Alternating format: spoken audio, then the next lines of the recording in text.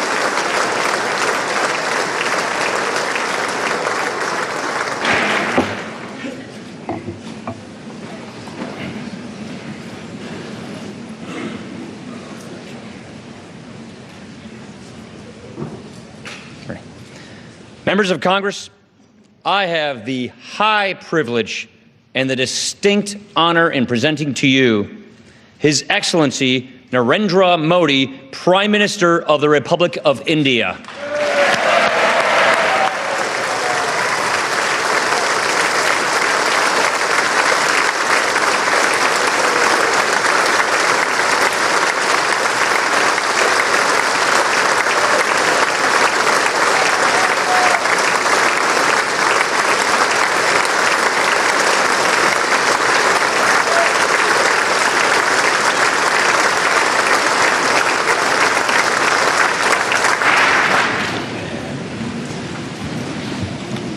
Mr. Speaker,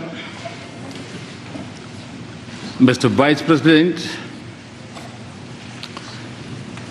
distinguished members of the US Congress, ladies and gentlemen, I'm deeply honored by the invitation to address this joint meeting of the US Congress. Thank you, Mr. Speaker, for opening the doors of this magnificent Capitol. This temple of democracy has encouraged and empowered other democracies the world over.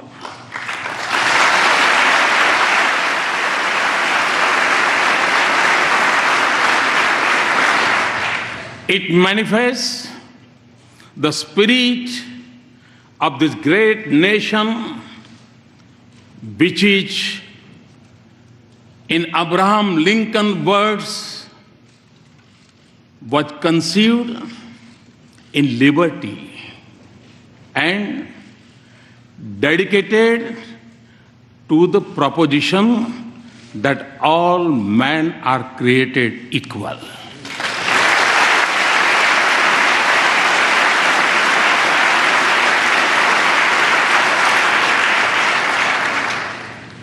In granting me this opportunity, you have honored the world's largest democracy and its 1.25 billion people.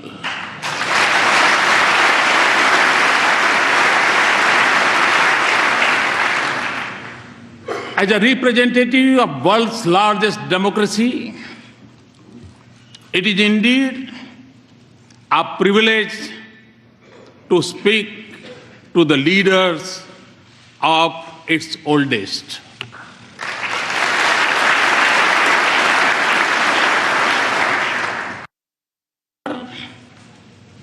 Two days ago, I began my visit by going to the Arlington National Cemetery, the final resting place of many brave soldiers of this great land.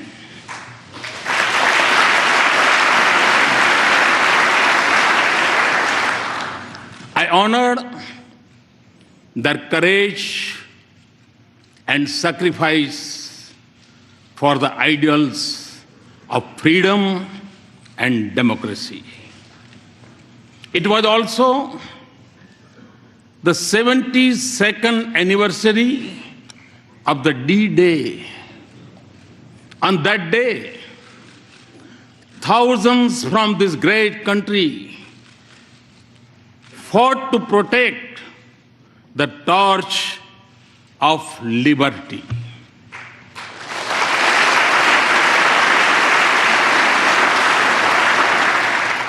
They sacrificed their lives so that the world lives in freedom.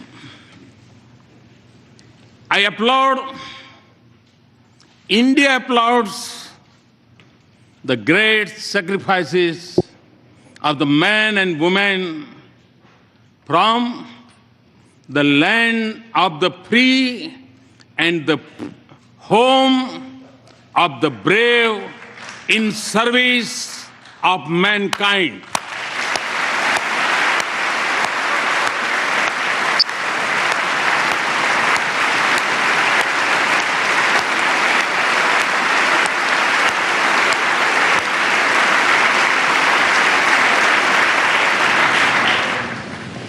India knows what this means because our soldiers have fallen in distant battlefields for the same ideals.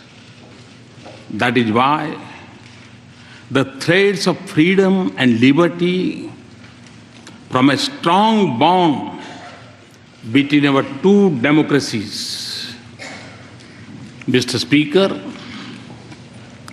our nations may have been shaped by diverse histories, cultures, and faiths.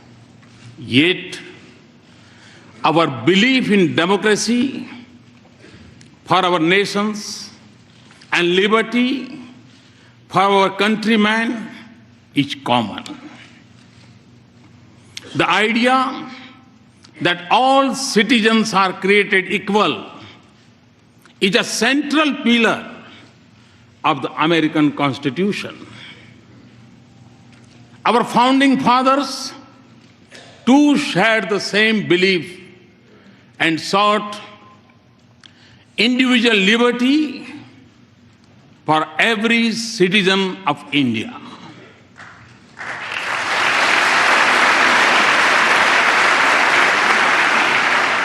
There were many who doubted India when, as a newly independent nation, we repose democracy. Indeed, wagers were made on our future, but the people of India did not waver. Our founders created a modern nation with freedom, democracy, and equality at the essence of its soul. And in doing so, they assured that we continue to celebrate our age-old diversity. Today, across its individuals and institutions, in its villages and cities, in its streets and states, are anchored in equal respect for all faiths and in the melody of hundreds of its languages and dialects. India lives as one. India grows as one. India celebrates as one.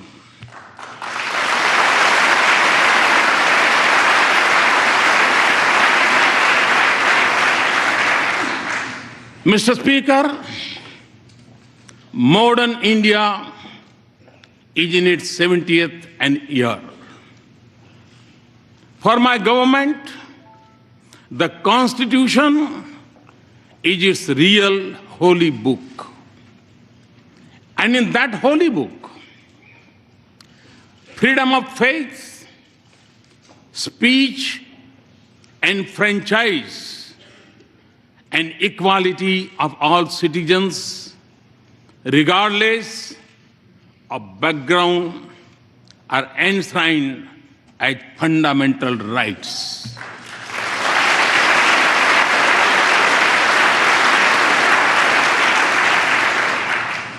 $800 million of my countrymen may exercise the freedom of franchise once every 5 years. But all the 1.25 billion of our citizens have freedom from fear, a freedom they exercise every moment of their lives.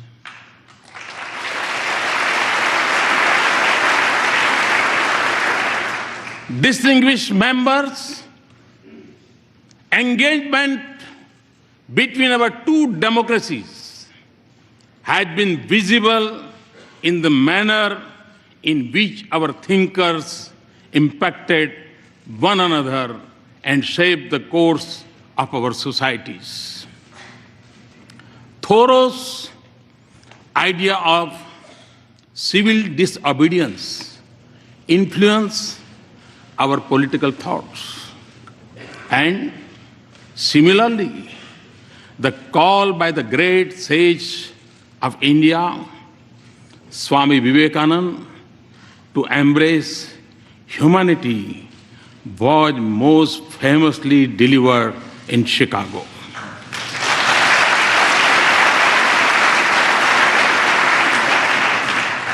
Gandhi's non-violence inspired the heroism of Martin Luther King.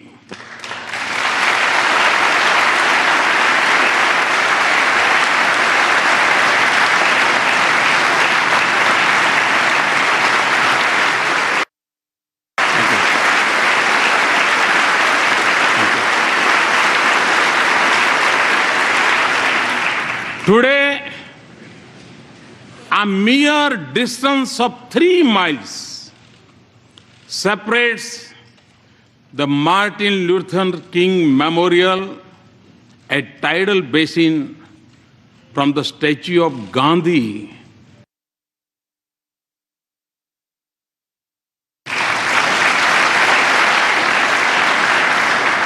This proximity of their memorials in Washington mirrors the closeness of ideals and value they believe in. The genius of Dr. Bhim Rao, Babasaheb Ambedkar was nurtured in the years he spent at the Columbia University a century ago.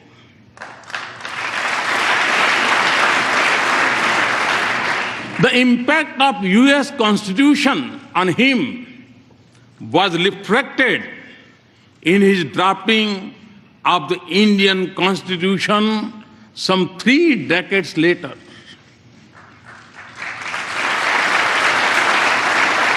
Our independence was ignited by the same idealism that fueled your struggle for freedom. No wonder then that former Prime Minister of India, Sri Atal Bihari Vajpayee, called India and the US natural allies.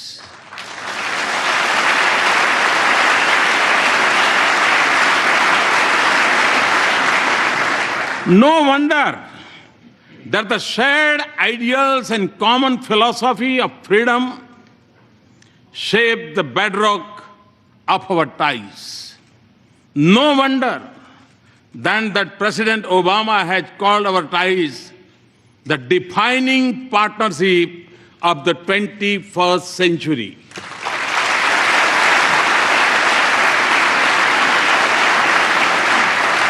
Mr. Speaker, more than 15 years ago, Prime Minister Vajpayee stood here and gave a call to step out of the shadow of hesitation of the past. The pages of our friendship tell a remarkable story. Today, our relationship has overcome the hesitations of history.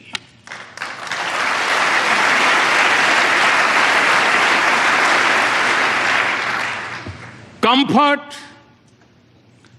candor, and convergence define our conversations. Through the cycle of elections and transitions of administration, the intensity of our engagements has only grown. And in this exciting journey, the US Congress has acted as its compass. You have helped us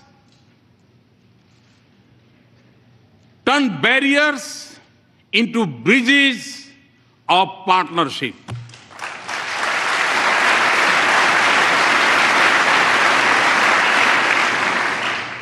In the fall of 2008, when the Congress passed the India-US Civil Nuclear Cooperation Agreement, it changed the very colors of leaves of our relationship.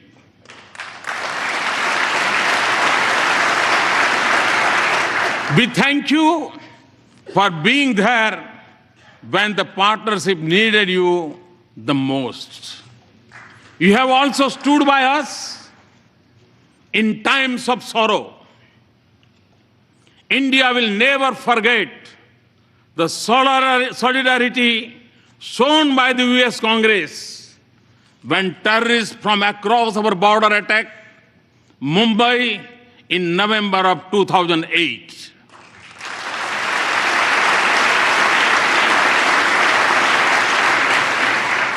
And for this, we are grateful.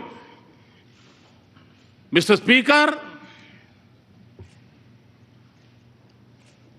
I'm informed that the working of the US Congress is harmonious.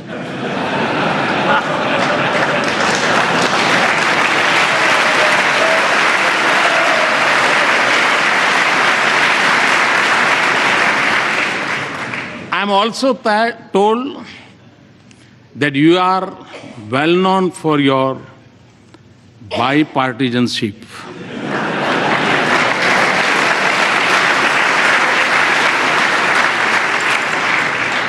Well, you are not alone. Time and again, I have also witnessed a similar spirit in the Indian Parliament.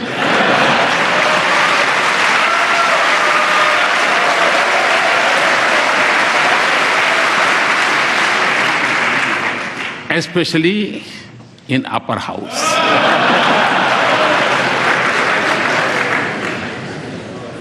So, as you can see, we have many shared practices.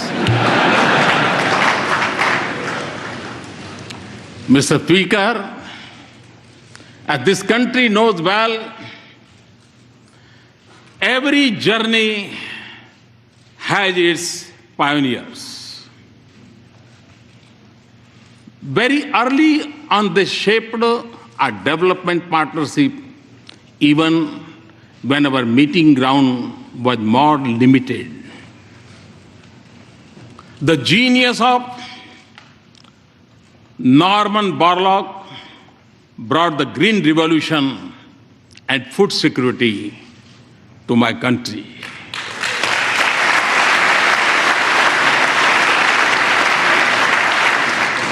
The excellence of American universities nurtured institutions of technology and management in India.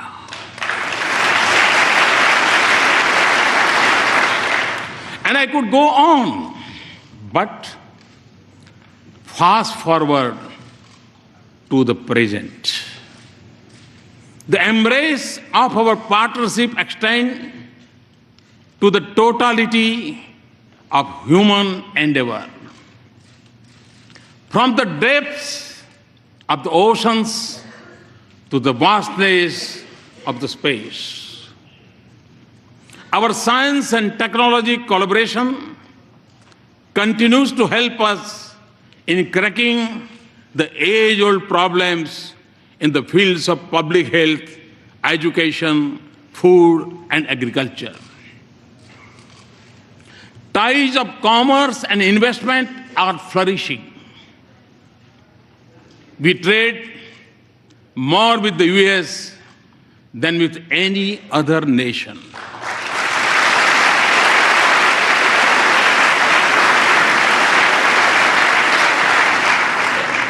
And the flow of goods, services, and capital between us generates jobs in both our societies. As in trade, so in defense. India exercises with the United States more than we do with any other partner.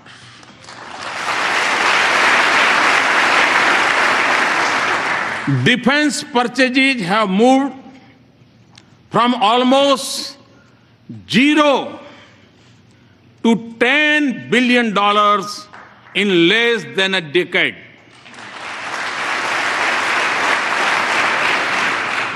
Our cooperation also secures our cities and citizens from terrorists and protects our critical infrastructure from cyber threats.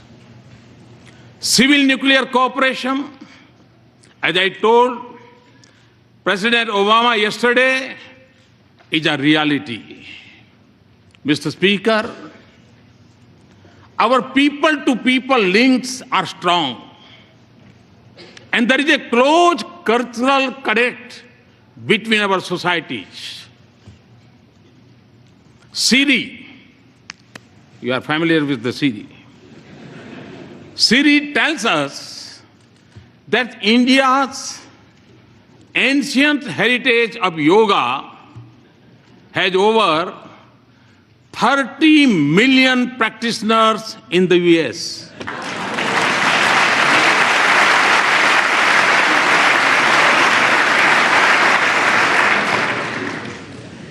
It is estimated that more Americans bend for yoga than to throw a curveball.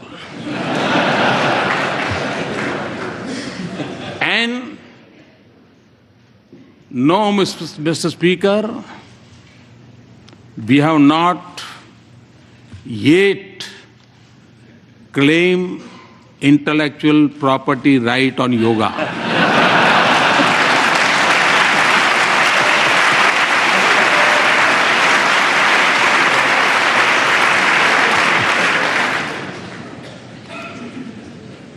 Connecting our two nations is also a unique and dynamic bridge of 3 million Indian Americans.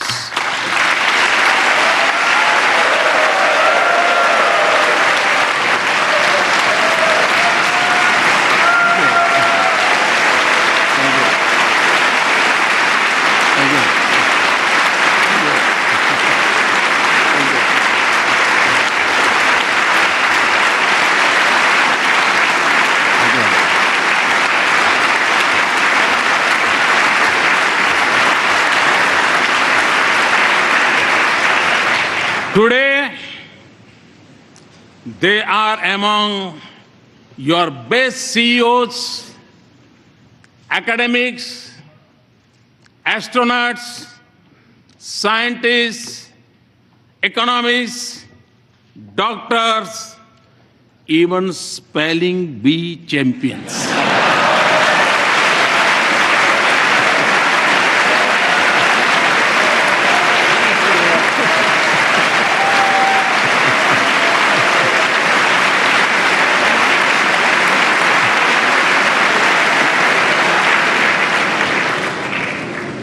They are your strength. They are also the pride of India.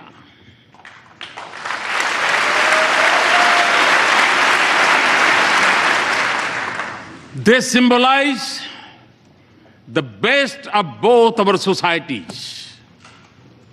Mr. Speaker, my understanding of your great country began long before I entered public office. Long before assuming office, I traveled coast to coast, covering more than 25 states of America.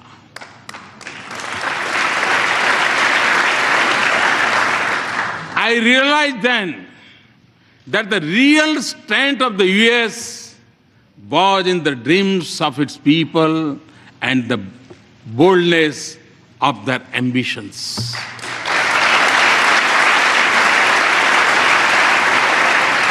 Today, Mr. Speaker, a similar spirit animates India. Over 800 million youth are especially impatient. India is undergoing a profound social and economic change.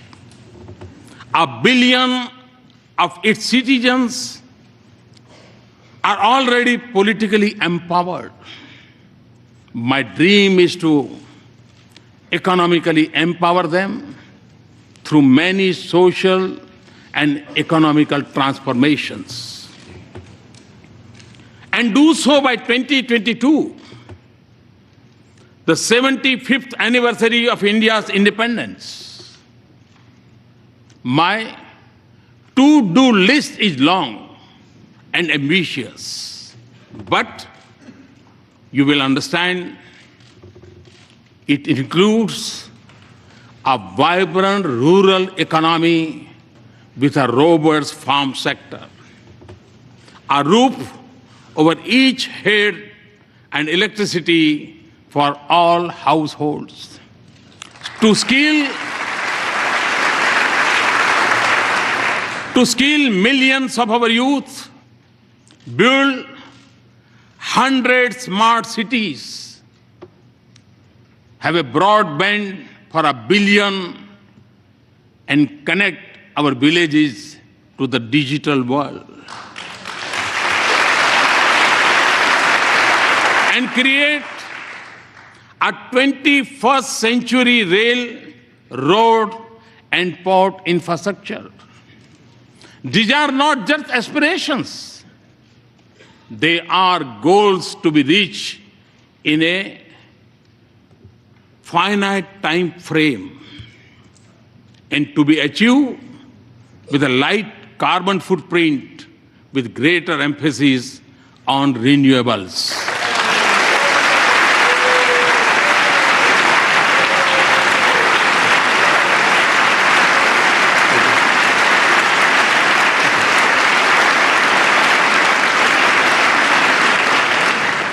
Mr. Speaker, in every sector of India's forward march, I see the US as an indispensable partner.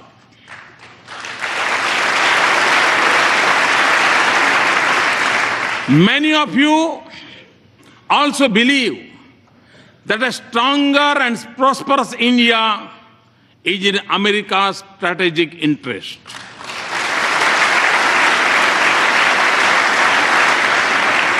Let us work together to convert shared ideals into practical cooperation.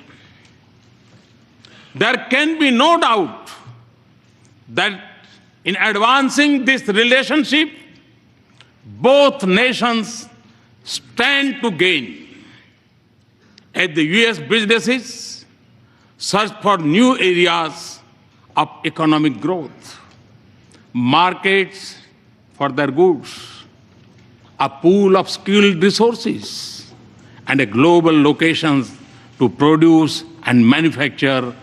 India could be their ideal partner.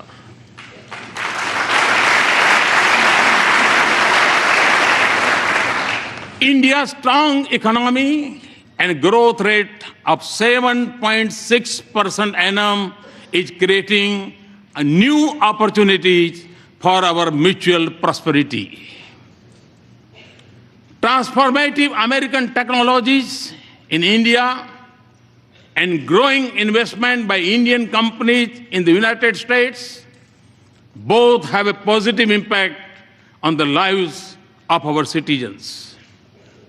Today, for the global research and development centers, India is the destination of choice for the US companies.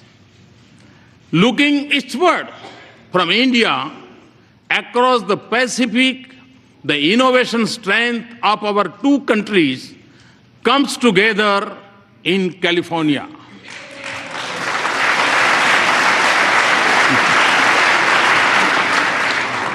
Here, the innovative genius of America and India's intellectual creativity are working to shape new industries of the future. Mr. Speaker, the 21st century has brought with it great opportunities, but it has also come with its own set of challenges. While some parts of the world are islands of growing economic prosperity, others are mired in conflicts. In Asia, the absence of an agreed security architecture creates uncertainty. Threats of terror are expanding and new challenges are emerging in cyber and outer space. And global institutions conceived in 20th century seem unable to cope with new challenges or take on new responsibilities. In this world of multiple transitions and economic opportunities, growing uncertainties and political complexities, existing threats and new challenges, our engagement can make a difference by promoting cooperation, not dominance, connectivity, not isolation, inclusive, not exclusive mechanisms, respect for global commons, and above all, for international rules and norms. India is already assuming her responsibilities in securing the Indian Ocean region. A strong India-US partnership can anchor peace, prosperity, and stability from Asia to Africa and from Indian Ocean to the Pacific.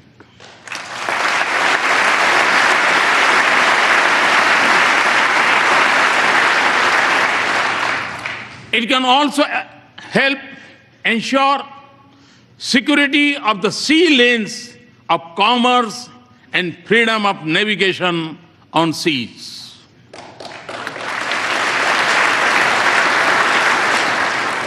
But the effectiveness of our cooperation would increase if international institutions frame with the mindset of the 20th century, where they reflect the realistic of today.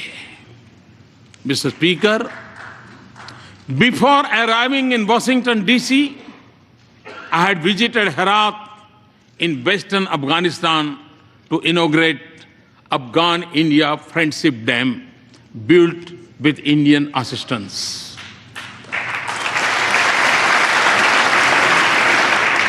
I was also there on the Christmas Day last year to dedicate to that proud nation, its parliament, a testimony to our democratic ties. Afghans naturally recognize that the sacrifices of America have helped create a better life.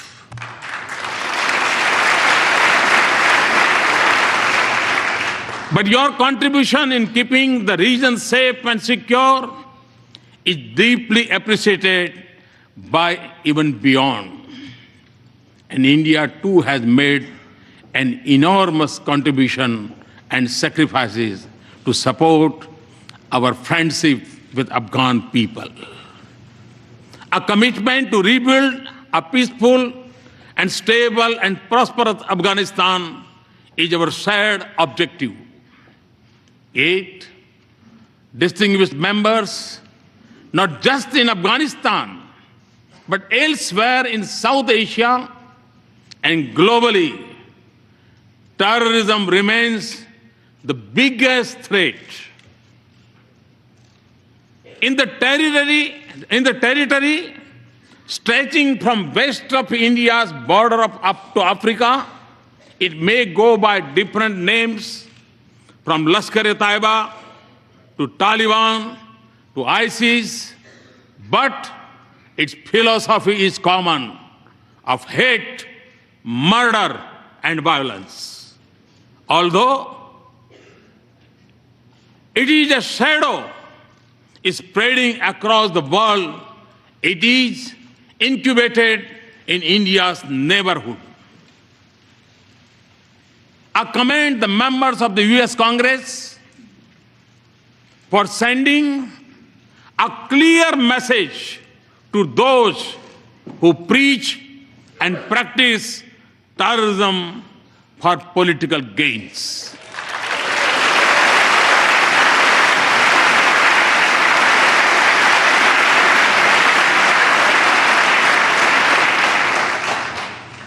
Refusing to reward them is the first step towards holding them accountable for their actions.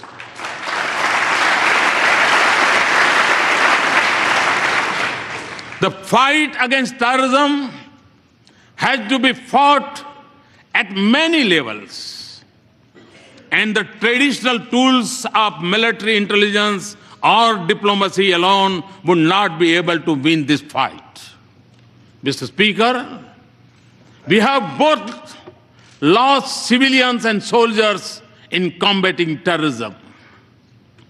The need of the hour is for us to deepen our security cooperation and base it on a policy that isolates those who harbor, support, and sponsor terrorists.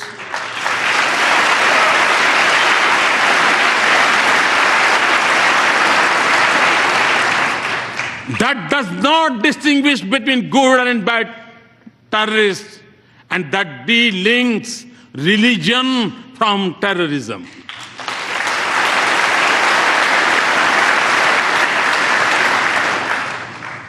Also, for us to succeed, those who believe in humanity must come together to fight for it as one and speak against this menace in one voice.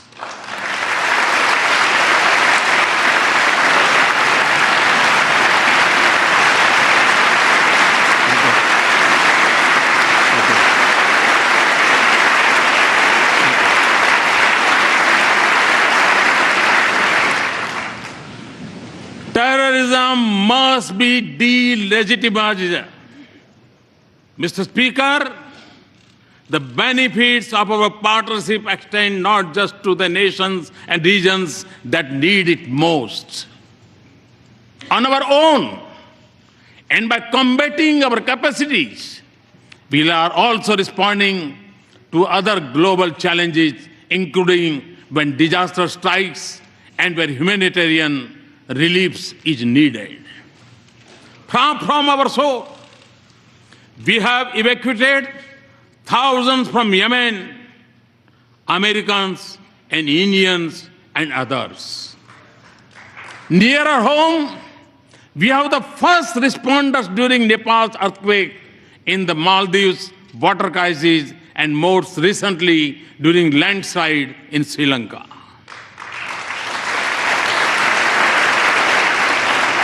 We are also one of the largest contributors of troops to UN peacekeeping operations. Often, India and the US have combined their strengths in science and technology and innovation to help fight hunger, poverty, disease, and literacy in different parts of the world. The success of our partnership is also opening up new opportunities for learning, security, and development from Asia to Africa.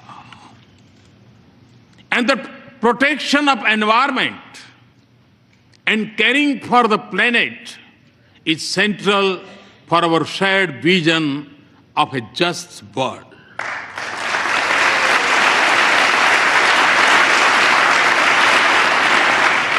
For us in India, to live in harmony with Mother Earth is a part of our ancient belief. And to take from nature only what is most essential is a part of our Indian culture. Our partnership, therefore, aims to balance responsibilities with capabilities. And it also focuses on new ways to increase the availability and use of renewable energy.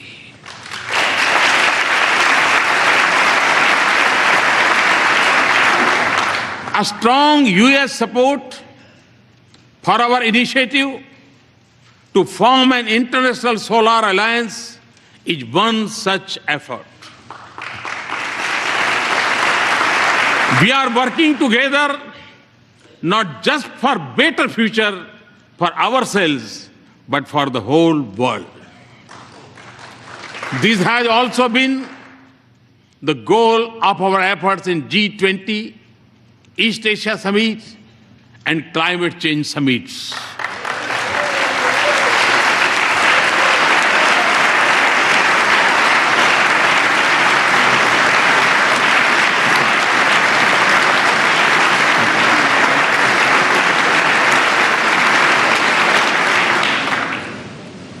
Mr. Speaker, as we deepen our partnership, there would be times when we would have differing perspectives. But since our interests and concerns converge, the autonomy in decision making and diversity in our perspectives can only add values to our partnership. So, as we embark on a new journey and seek new goals, let us focus not just on matters routine, but also transformation, all ideas. Ideas which can focus not just on creating wealth, but also creating value for our societies.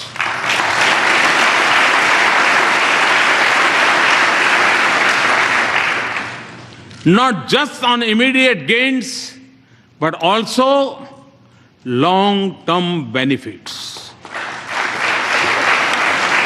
Not just on soaring best practices, but also shaping partnerships, and not just on building a bright future for our people, but in being a bridge to a more united, human, and prosperous world.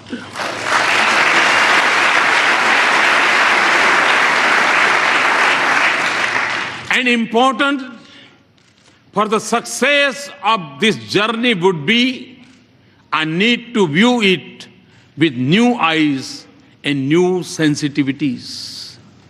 When do this, we will realize the full promise of this extraordinary relationship.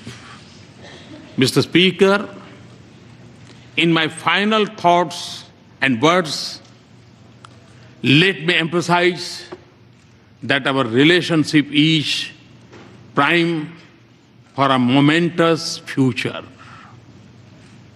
The constraints of the past are behind us, and foundations of the future are firmly in place. In the lines of Walt Whitman,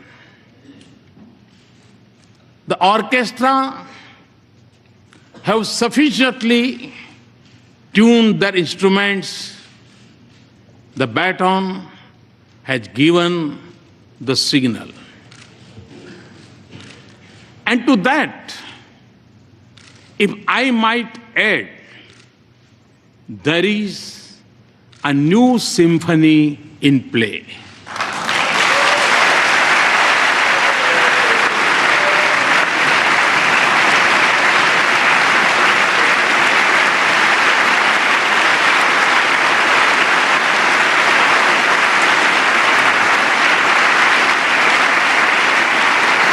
Thank you, Mr. Speaker and Mr. Vice President, distinguished members, for this honor. Thank you very much. Thanks a lot.